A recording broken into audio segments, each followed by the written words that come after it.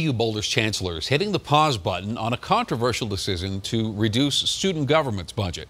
Now, both sides have a lot to say on this, which is why we are taking a 360 look. 360 is Denver 7's commitment to sharing multiple viewpoints on controversial stories so you can make up your own mind.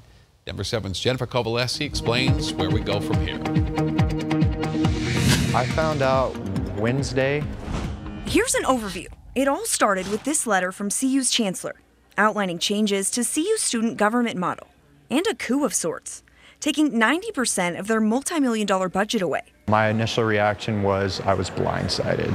A major decision student government president Troy Fawcett says came with no input from students. I was very shocked. I was hurt that they didn't include students. Right now, students manage a budget of around $23 million. Under the new plan, that drops to just under $2 million, while also losing oversight of the University Memorial Center and Rec Center. Students' voice not only is heard, it's valued, but it carries weight. It's very uncommon to have a student government in charge of facilities, bond debt, IT, managing professional staff. First, some context. Ryan Huff represents the university's 360 view. He calls CU's model rare. We looked at other Pac-12 schools, and they typically had a $1 million to $2 million budget for their student programming. On the flip side, we feel that the Pac-12 should better emulate us. We are a unique scenario where the student voice is actually heard here. Students come and go, and the university needs consistent long-term planning. Things like deferred maintenance on facilities, that wasn't getting addressed. So that's why under this plan, all the money would still be the same, all the services would be the same, it would just be managed by professional staff.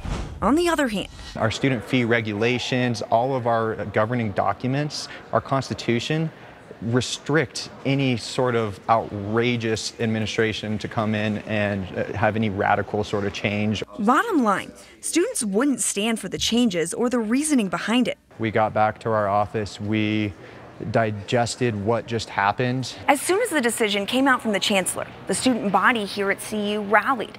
They made these signs and organized a walkout to send a message. Students for students!